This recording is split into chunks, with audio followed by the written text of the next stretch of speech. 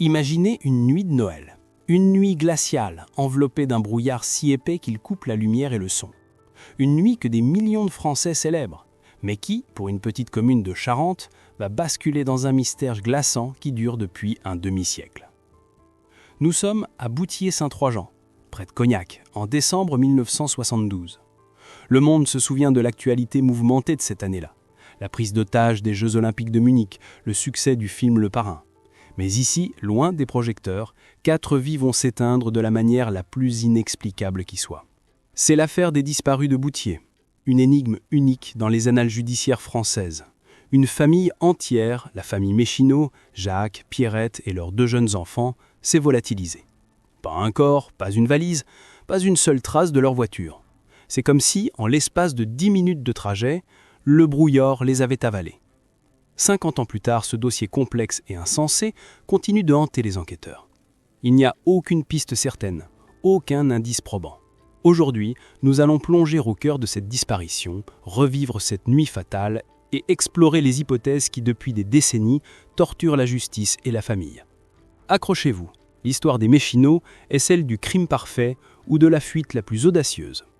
Pour comprendre ce qui a pu se passer cette nuit-là, il faut d'abord s'intéresser à qui étaient les Méchineau. Jacques Méchineau a 31 ans. C'est un homme sérieux, bosseur et décidé. Parti de chez Cependant à 16 ans pour vivre sa vie, il travaille comme ouvrier électromécanicien à l'usine de verrerie Saint-Gobain de Château-Bernard, l'une des plus grandes d'Europe, fabriquant des bouteilles en verre près de Conercq. Il effectue souvent les 3-8 et travaille de nuit. Jacques est décrit comme un homme très droit, qui cherche toujours à améliorer ses connaissances professionnelles et qui n'a pas de vice connu. Il est un peu taciturne et fréquente peu les habitants du bourg, bien qu'il reçoive de nombreux amis chez lui. Sa plus grande passion est la mécanique. Il répare des voitures et des motocyclettes, ce qui lui permet d'arrondir ses fins de mois grâce à du travail au noir non déclaré. C'est un détail important, car ce travail non déclaré lui a permis de mettre de côté une somme conséquente, estimée à l'époque à environ 50 000 francs. Il est marié à Pierrette, de 29 ans, depuis 7 ans. Jacques l'a épousée alors qu'elle est enceinte en janvier 1965. Pierrette est une femme décrite comme jolie, gentille, agréable, et elle s'occupe du foyer et de leurs 2 charmants garçons. Ces garçons sont Éric, l'aîné de 7 ans, et Bruno, le petit dernier, âgé de 4 ans. Des enfants remplis d'insouciance, aimant jouer, Jacques aimait incontestablement sa femme et ses enfants, qui étaient sa plus grande fierté.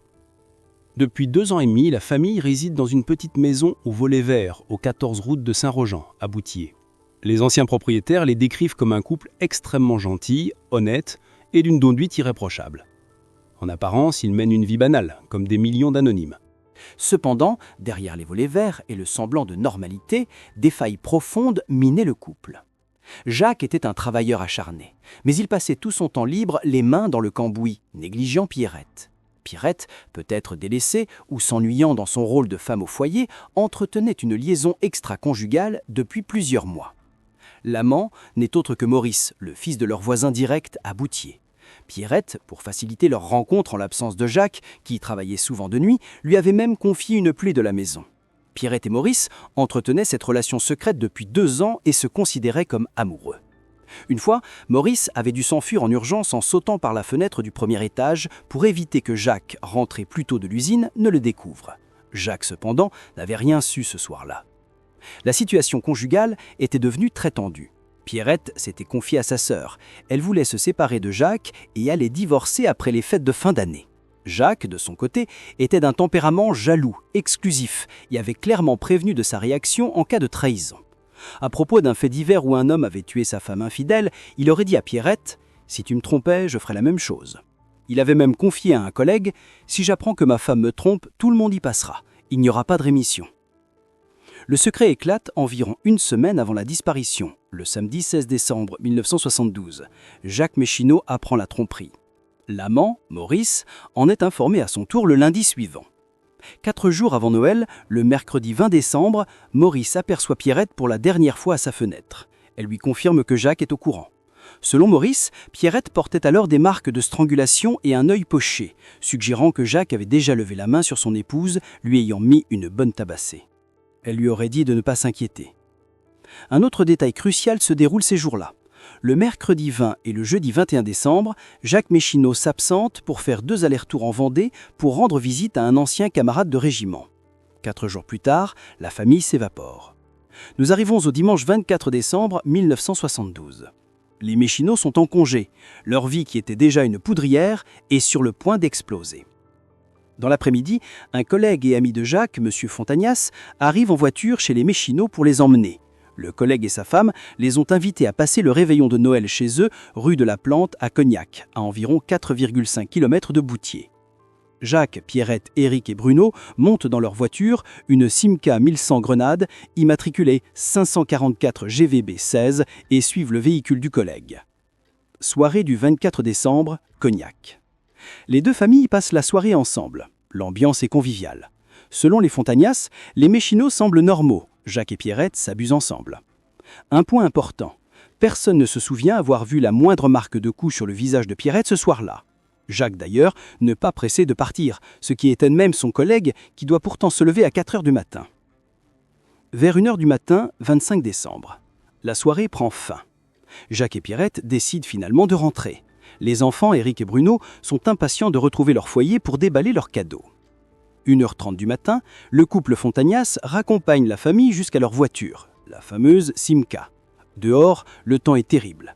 Une nuit glaciale, enveloppée d'un brouillard givrant à couper au couteau. La visibilité est inférieure à 3 mètres. Jacques monte le premier dans la voiture, démarre le moteur pour dégivrer le pare-brise et réchauffer l'habitacle. Pierrette et les enfants montent à bord, les portières claquent, la Simca s'enfonce dans la purée de pois. Ils n'ont qu'à 10 minutes de route à faire. Plus personne ne reverra jamais la famille Méchineaux. Le lendemain, 25 décembre, la famille devait déjeuner avec Jean-Paul, le frère cadet de Jacques, mais ne se présente pas. Jour suivant, 26 décembre, Jacques ne se présente pas à l'usine. Les enfants sont absents de l'école. Personne n'a été prévenu. C'est l'entre-deux-fêtes et l'absence n'inquiète pas immédiatement les autorités. Cependant, Maurice, l'amant, s'inquiète rapidement. Il remarque que la Simca n'est pas garée devant la maison comme d'habitude. Comme il possède un double des clés, il entre discrètement. Il découvre que les volets sont clos et que le linge est toujours étendu dans le jardin. Il pénètre à l'intérieur. La maison est figée dans le temps. Le plus troublant, le poêle est éteint et froid. Il n'y a plus de fioul. Maurice, inquiet, prévient le beau-frère de Pierrette. 6 janvier 1973, l'alerte officielle. 13 jours se sont écoulés depuis le réveillon. La famille n'est toujours pas rentrée. Le père de Pierrette, Pierre Hénard, se rend à la gendarmerie de Cognac pour signaler la disparition. Les gendarmes se rendent au domicile des Méchineaux. Ils pénètrent dans la maison au volet vert et sont frappés par l'impression de temps suspendu. La scène du crime ou de l'absence? Les cadeaux de Noël des enfants sont intacts au pied du sapin. Ils n'ont pas été ouverts. Dans le réfrigérateur, la dinde et les huîtres prévues pour le repas de Noël du 25 décembre se trouvent toujours là, désormais périmés. Les vêtements sont rangés dans les armoires et rien ne manque. Le chéquier est sur le frigo. Les papiers d'identité et le livret de famille sont laissés dans le bureau.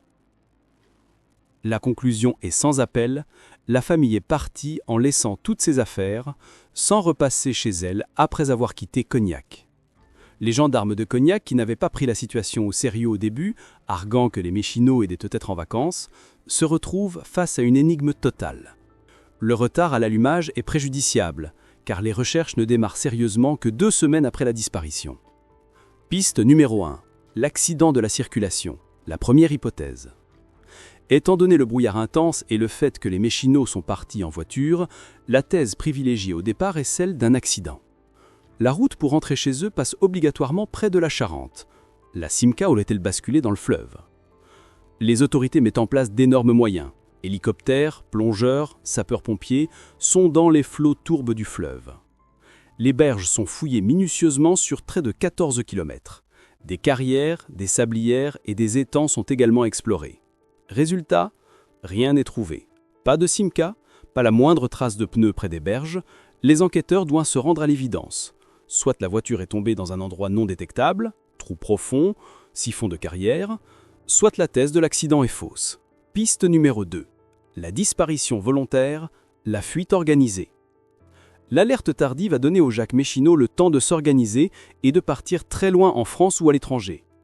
Cette hypothèse est d'autant plus crédible que Jacques avait retiré la quasi-totalité de l'argent de son compte bancaire et que les 50 000 francs de son travail au noir ont disparu. Jacques avait les moyens de financer une nouvelle vie. De plus, en tant qu'employé à Saint-Gobain, il avait beaucoup voyagé, en Italie, en Espagne, au Maroc, et avait même déjà évoqué l'idée de partir en Australie, pays qui cherchait de la main-d'œuvre qualifiée dans les années diptantes. Maurice, l'amant, est d'ailleurs convaincu que la famille a pris la fuite en Australie. Cependant, il aurait emmené Pierrette et les enfants contre le grain de son épouse. Le fait d'avoir laissé tous les papiers d'identité et le livret de famille à la maison affaiblit cette thèse, car il serait beaucoup plus difficile de s'établir dans un nouveau pays, même si Jacques aurait pu se procurer de faux passeports. D'autres indices semblent pointer vers une fuite plus locale, vers la Vendée. Le beau-frère de Pierrette, Daniel, aurait cru savoir qu'un certificat de baptême au nom d'un des enfants Méchineau aurait été demandé à Cognac au début des années 80 pour une communion avec une adresse mentionnée à Pousanges en Vendée.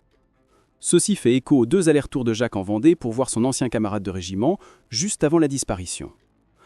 Cette piste de la Vendée, bien que considérée comme potentiellement sérieuse par certains, n'aurait toutefois jamais été suffisamment vérifiée à l'époque. Piste numéro 3, l'acte criminel. Tuerie familiale ou tiers. Compte tenu de la violence dont Jacques avait fait preuve envers Pierrette et de ses menaces glaçantes en cas d'adultère, la piste de la tuerie familiale orchestrée par le père de famille est fortement envisagée. Jacques, blessé dans son orgueil, le fait d'être cocu et incapable de supporter que sa famille idéale vole en éclats, aurait mis ses menaces à exécution avant de se suicider ou de disparaître seul. Il connaissait des endroits comme les carrières de Saint-Même où personne ne les retrouverait. Une autre variation est celle de l'intervention d'une tierce personne. Jacques réparait des voitures au noir, ce qui aurait pu le mettre en contact avec de mauvaises fréquentations, menant à un règlement de compte. L'amant, Maurice, est rapidement suspecté et interrogé. Bien qu'il ait un mobile potentiel, jalousie ou désir de possession, aucune preuve n'a jamais pu être trouvée contre lui. Enfin, un élément vient troubler l'enquête en 2003. Un corbeau contacte un habitant de Boutier passionné par l'affaire, décrivant un meurtre survenu à 3 heures du matin et donnant des noms et un lieu précis où se trouveraient les corps. Les vérifications menées par les gendarmes sur la base de ces informations n'aboutissent à rien et le corbeau se tait définitivement. Le dossier tombe dans l'oubli pendant près de 3 décennies. Ce n'est qu'en 2001 qu'un nouvel adjudant-chef à la gendarmerie de Cognac, Stéphane C., s'empare des quelques feuilles constituant le dossier. Il faudra une dizaine d'années supplémentaires et un courrier des frères et sœurs de Jacques, désireux de débloquer une affaire d'héritage, pour que la justice déploie enfin des moyens sérieux. 2010-2011. Opération Brunerie 47. C'est le nom donné à la cellule d'enquête et aux fouilles massives en hommage aux âges des enfants. Bruno, 4 ans, Éric, 7 ans. De gros moyens sont mis en œuvre. Des radars subaquatiques capables de détecter des épaves à 60 mètres de profondeur sont utilisés pour sonder la Charente et les points d'eau autour de Boutier. Des spéléologues sont réquisitionnés pour fouiller les carrières et gouffres. Un géoradar est utilisé pour scanner les sols. Malgré le travail énorme, l'opération Brunerie 47 ne retrouve pas la Simca Méchineau. 2012. Les ossements de Courceyrac. Une découverte inattendue relance l'espoir. Un cueilleur de champignons trouve des ossements à l'orée du bois de Courceyrac, à 22 km de Boutier. Les expertises révèlent un squelette d'un adulte et des fragments d'un crâne d'enfant estimés entre 7 et 13 ans. Les ossements datent de plus de 40 ans. La coïncidence temporelle et l'âge de l'enfant, Éric avait 7 ans, sont troublantes, d'autant plus que les Méchineaux auraient vécu un temps près de Courceyrac. L'Institut de recherche criminelle de la Gendarmerie nationale, l'IRCGN, réussit à extraire de l'ADN mitochondrial. Comparé à celui de la famille Méchineau, le résultat est négatif. C'est la déception. 2013. La coïncidence incroyable. 1 an plus tard, l'impensable se produit. Des plongeurs de la brigade nautique remontent de la Charente une voiture immergée. C'est une Simca 1100, de couleur grenade, le modèle exact de la voiture des Méchineaux. Les enquêteurs sont convaincus d'avoir enfin la clé du mystère. Hélas, après vérification, le numéro de châssis et les plaques d'immatriculation ne correspondent pas au véhicule des disparus. Une coïncidence tellement énorme que certains se demanderont s'il s'agit bien d'un hasard. 2020. Maurice, l'amant, à nouveau ciblé. Près de 48 ans après les faits, une nouvelle lettre anonyme conduit les gendarmes à s'intéresser de nouveau à Maurice Blanchot, l'ex-amant, désormais âgé de 75 ans. Maurice est interrogé une énième fois et maintient sa version. Il ignore les destins de la famille et croit qu'ils sont partis en Australie. Il perquisitionne sa maison à la recherche d'une lettre de Pierrette qui prouverait qu'elle est toujours en vie. Il ne trouve rien. Il fouille également une propriété qu'il possède en bordure de la Charente, qu'il a pourtant achetée dans les années 2000, soit 30 ans après la disparition. Il retourne le terrain avec un tractopelle et un géoradar, trouvant seulement un vieux revolver rouillé. La piste criminelle secrète, révélation de 2023. En réalité, le ciblage public de Maurice en 2020 aurait pu être une diversion car l'enquête se concentre en réalité depuis 2019 sur un homme surnommé Claude, décédé en 2019, décrit ruste, une force de la nature qu'il ne fallait pas énerver. Claude, originaire de Cognac, vivait bien à Boutier en 1972 et était un ami proche de Maurice. La piste Claude émerge grâce à une lettre anonyme de 2020. Le père de l'auteur de la lettre, M. X, avait acheté un chai à Boutier à l'ex-femme de Claude. Claude, qui squattait les lieux, avait menacé M. X de mort. L'ex-femme de Claude aurait alors confié à M. X que son ex-mari était dangereux et qu'il avait fait disparaître une famille il y a très longtemps. En 2020, les gendarmes procèdent à une fouille discrète de l'atelier de Claude au centre de Boutier. Ils découvrent au centre de cet atelier une partie du sol anormalement rebétonnée, refait au début des années 2000, comme si un trou avait été creusé puis rebouché. Un puits à cet endroit n'a pas pu être sondé. Cette découverte coïncide avec l'information judiciaire ouverte en 2019 pour recel de cadavres. De plus, une correspondante locale qui enquêtait sur l'affaire au début des années 2000 a affirmé avoir été menacée par un homme dans un bar de Boutier, un homme qu'elle a plus tard identifié comme étant ce fameux Claude sur photo. Le lien entre Maurice et Claude est crucial. Si Maurice était impliqué, aurait-il pu demander à son ami Claude de l'aider à se débarrasser de la famille et de la Simca, peut-être en le payant avec les 50 000 francs en liquide de Jacques. 50 ans après, le mystère demeure entier. L'absence totale d'indices rend la vérité insaisissable. Théorie 1, la fuite définitive, l'optimisme de l'Australie. Beaucoup, y compris Maurice, restent convaincus que Jacques, par orgueil et pour fuir la trahison, a simulé une disparition totale et est parti avec sa famille. Contre, l'abandon des papiers d'identité rend la fuite à l'étranger très difficile. Pour, Jacques avait les moyens, argent liquide, et l'expérience du voyage. La Simca 511 repêchée en 2013, qui n'était pas la leur officiellement, aurait pu être un leurre orchestré par Jacques, excellent mécanicien, après avoir changé plaque et châssis pour faire croire à l'accident et partir avec une autre voiture. Théorie 2, l'acte non prémédité, la tuerie familiale criminelle. Le scénario du drame conjugal reste le plus simple pour expliquer l'effacement total. Jacques, ayant appris l'adultère et face à la menace de divorce, aurait basculé dans la folie. L'indice du poil froid. Si Jacques a éteint volontairement le chauffage central avant de partir en pleine nuit glaciale de décembre, c'est qu'il savait qu'il ne reviendrait pas pour déballer les cadeaux. Certains enquêteurs ont même spéculé sur le sort des corps. Étant donné le travail de Jacques à l'usine Saint-Gobain, il aurait pu utiliser les fours de l'usine pour faire disparaître les dépouilles, expliquant pourquoi aucun reste n'a jamais été retrouvé. Il se serait ensuite enfui seul, adoptant un destin à la Xavier Dupont de Ligonnès. Théorie 3. Le piège de l'amant. L'implication de Maurice et Claude est relancée par les informations sur Claude. Maurice, est conduit et blessé par la fin de sa relation, aurait pu vouloir se venger en organisant un guet-apens avec l'aide de Claude, l'homme violent. Le rebétonnage suspect dans l'atelier de Claude, au centre de Boutier, est un élément très troublant qui suggère que les corps sont peut-être cachés localement. Le témoignage central des Fontanias. Il est important de noter que tout le déroulement de la soirée fatale repose sur le témoignage des amis chez qui les Méchineaux ont réveillonné.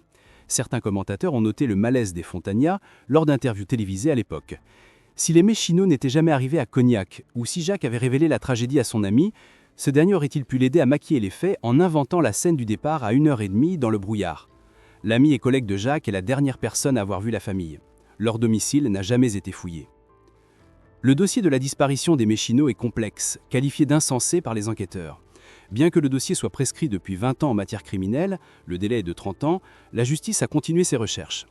Le plus grand espoir est venu récemment. L'affaire des disparus de Boutier a été transférée au nouveau pôle judiciaire des Cold Case, dossier non élucidé, de Nanterre, créé en mars 2022. Ce dossier est le plus ancien jamais traité par cette cellule spécialisée. Les enquêteurs espèrent apporter un regard neuf et trouver la clé de cette énigme. Du côté de la famille, le temps a fait son œuvre. Jean-Paul Méchineau, le frère de Jacques, qui avait 75 ans en 2022, a déclaré avoir baissé les bras, torturé par des décennies d'incertitude. Les proches sont dans le néant et n'arrivent pas à faire leur deuil. Pourtant, les gendarmes, notamment l'adjudant-chef Stéphane C., qui a consacré près de 20 ans à cette affaire, ne lâchent rien passant le dossier de génération en génération. Même à la retraite, Stéphane C. est persuadé que la vérité reste à portée de main. L'affaire des disparus de Boutier nous rappelle à quel point l'existence peut basculer sans prévenir. Qu'est-il arrivé à Jacques, Pierrette, Éric et Bruno? Était-il victime de la jalousie destructrice d'un mari incapable de supporter la trahison, qui aurait mis ses menaces à exécution dans un accès de folie narcissique, les précipitant dans l'eau ou les faisant disparaître dans les fours d'une verrerie? Ou alors ont-ils été la proie d'un piège macabre, tendu par l'amant Maurice et son complice Claude, pour faire croire à une fuite, alors que leur corps repose depuis des décennies sous une dalle de béton à Boutier? L'hypothèse la plus positive, bien que la moins évidente, est celle de la fuite. Que Jacques ait réussi à refaire sa vie, loin du scandale, dans un pays lointain comme l'Australie, en arrachant Pierrette à sa liaison contre son volonté. Mais si c'était le cas, pourquoi n'ont-ils jamais donné signe de vie à leurs parents, à leurs frères et sœurs, qui ont été dévastés par le deuil inchevé? Aujourd'hui, si Pierrette et Jacques étaient toujours en vie, ils auraient plus de 80 ans. Éric et Bruno, qui attendaient impatiemment leur cadeau, seraient aujourd'hui des hommes d'une cinquantaine d'années. Ce cas unique en France demeure une blessure ouverte pour ceux qui ont connu cette famille. Il faut espérer que le transfert du dossier à Nanterre apportera le regard neuf nécessaire. Car comme le reconnaissent les enquêteurs, tant que la Simca 511 Grenade n'aura pas été retrouvée ou qu'un secret ne sera pas confié avant de passer l'arme à gauche, la disparition de la famille Méchineau restera l'un des mystères les plus insensés de notre histoire.